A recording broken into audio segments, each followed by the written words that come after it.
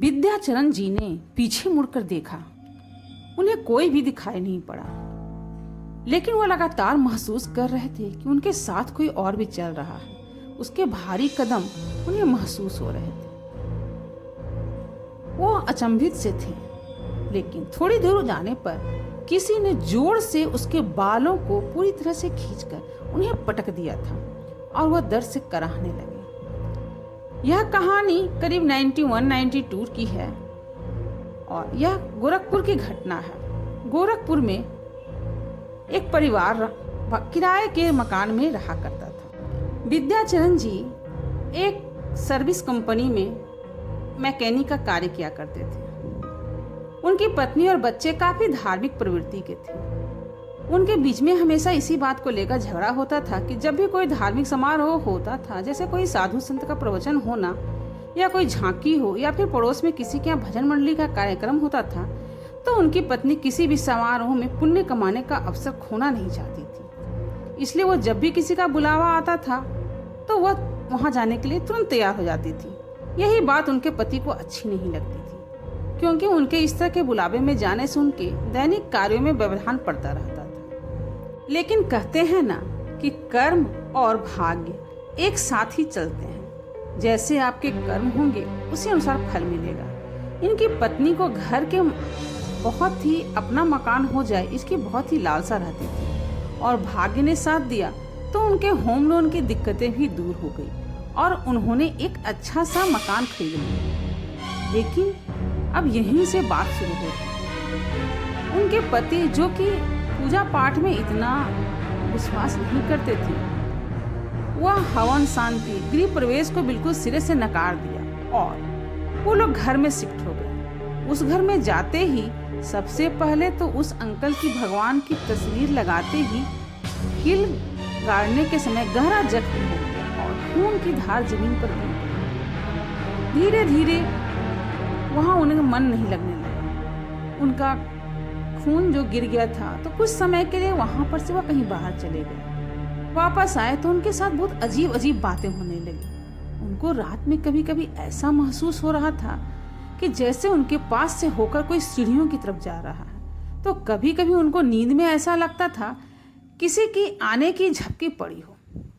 किसी तरह से उनको इस तरह से 2-3 महीने हो गए। फिर एक दिन क्या बात हुई कि उस अंकल की तबीयत बहुत ही ज्यादा खराब हो गई। कोई समस्या थी नहीं, लेकिन वो अंकल अपनी पत्नी से कहते कि मुझे बहुत ही घुटन महसूस हो रही है और मन भी खराब हो रहा है। वो अपनी पत्नी से बोलते, पता नहीं मुझे बार बार ऐसा क्यों लगता है कि मैं बहुत जी भर के रोऊं। मुझे ऐसा लगता है कि जैसे मेरा कोई अब है ही नहीं, मैं अनाथ हो गया हूँ, सब मुझे छोड़कर चले गए हैं, इसलिए मुझे रोने की इच्छा हो रही है। उनकी पत्नी ने कहा, ऐसी कोई बात नहीं है, आप ऐसे क्यों बोल रहे हैं। लेकिन वह अंकल को उस घर में अब मन ही नहीं लग रहा था। उन्हें बोले कि हमेशा मुझे लगता है कि मेरे पीछे कोई जैसा बैठा रहता है। धीरे धीरे समय निकलता रहा, लेकिन परिवार के सभी सदस्य उदास उदास से और चुप चुप रहने लगे। कोई किसी से ज्यादा बात नहीं करता था। उनके घर पर कोई भी उनसे मिलने के लिए जाता तो उन्हें ऐसा महसूस होता कि कितना भारीपन है यहाँ पर। लोग बताते हैं कि जब उनके घर वो जाते हैं तो उन्हें ऐसा महसूस होता है जैसे कि कोई मर गया हो और उसको जलाने की तैयारी में लगे हो। घुटन भरी और रोने जैसी हालत हो जाती, इसलिए कोई लोग वहां ज्यादा जाना नहीं चाहते थे। लेकिन कहते हैं कि अच्छे कर्मों का फल हमेशा ही अच्छा मिलता है। शायद उनकी पत्नी के अच्छे कर्मों का फल ही है कि एक दिन एक सारंगी बजाने वाला, जिसे हम लोग कमली भी कहते हैं, उधर से गुजर रहा था। तो उनके बच्चे बाहर ही बैठे थे।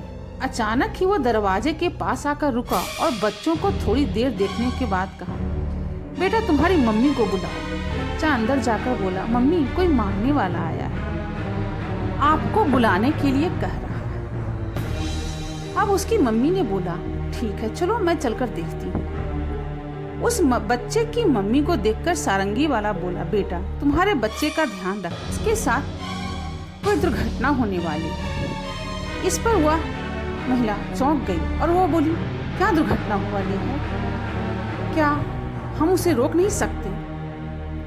इस पर सारंगी ने बोला, जो होना होगा वो तो होकर रहेगा ही, हम उसे नहीं रोक सकते। पर जितना जल्दी हो सके इस मकान को छोड़ दो, या फिर इस घर में गायत्री पाठ और दुर्गा सप्तशती का 9 दिनों तक अखंड पाठ करा लेना, नहीं तो तुम चैन से यहाँ नहीं रह पाओगे और कुछ भी हो सकता है।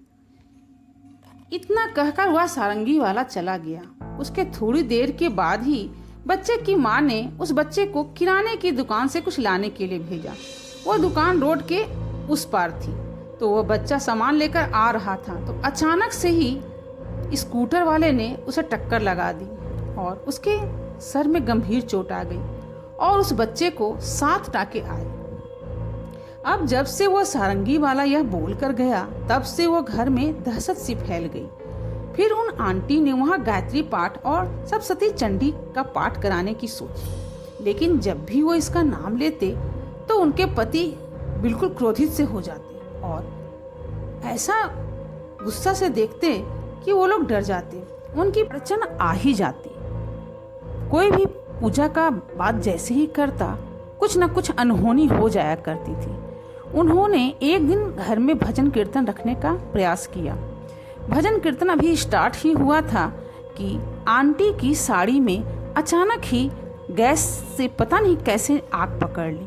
चारों तरफ चीख पुकार मच गई। लोगों ने जल्दी से साड़ी की आग बुझाई और इतनी अनहोनी होने के बाद उन लोगों के दिल में भी दहशत हो गई। उन लोगों ने तुरंत ही भजन कीर्तन बंद किया और अपने अपने घरों को चले गए। उसी भजन कीर्तन की मंडली में उनके एक परिचित भी थे, जो कि जाने लगे तो वो उनसे आकर मिले और उन्होंने उनसे कहा कि देखो, तुम लोग जल्दी से ही ये मकान छोड़ दो, नहीं तो कुछ भी हो सकता है। मुझे यहाँ आकर कुछ भी अच्छा नहीं लग रहा है और ऐसा महसूस हो रहा है जैसे कोई अनजान आंखें हम सभी को देख रही हैं और हमारे इर्द गिर्द चल रही हैं, क्योंकि उसने भजन कीर्तन को भी नहीं होने दिया और तुम्हारी साड़ी ने आग पकड़ लिया। इतना सुनने के बाद उन लोगों ने काफी लोगों से सलाह मशवरा लेने के बाद उस घर को छोड़ ही दिया। फिर कुछ दिनों के बाद, या फिर ये कहूँ कि महीनों के बाद, आंटी उस रोड से फिर से गुजर रही थी तो उनकी जान पहचान वाली एक बुजुर्ग महिला उन्हें बुलाई और उन्होंने बातों ही बातों में मकान की जिक्र की और उस बुजुर्ग महिला ने बताया कि बहुत पहले यहाँ पर एक लड़की छत से गिर गई थी। वह छत से गिर गई थी या फिर उसके परिवार वालों ने उसे धक्का दे दिया था, यह कोई नहीं जानता। लेकिन उसके बाद यहाँ पर पूरी तरह से मनहूसियत फैल गई और उन लोगों ने इस घर को खाली कर दिया। और जब दूसरा परिवार यहाँ रहने आया तो एक दिन पूरे घर में करंट फैल गया और वो 7 लोग थे और वो 7 लोग एक साथ ही इस करंट की वजह से मर गए थे। यह घटना उस वक्त मेरी शादी हुई थी उसी वक्त की रही है। तो जाकर उस आंटी को यह मालूम चला कि आखिर उनके बच्चे को 7 टाके क्यों लगे थे और उनके पति जो कहा करते थे कि हर वक्त उनके आसपास कोई चलता रहता है, वह शायद सच ही था। उन्होंने संतोष की सांस ली कि वह वक्त रहते ही उस घर को छोड़ दिया। अगर आपको मेरी ये कहानी पसंद आ रही हो तो कृपया मेरे चैनल को लाइक, शेयर और सब्सक्राइब करें और कमेंट करके भी बताएं कि कहानी आपको कैसी लगी।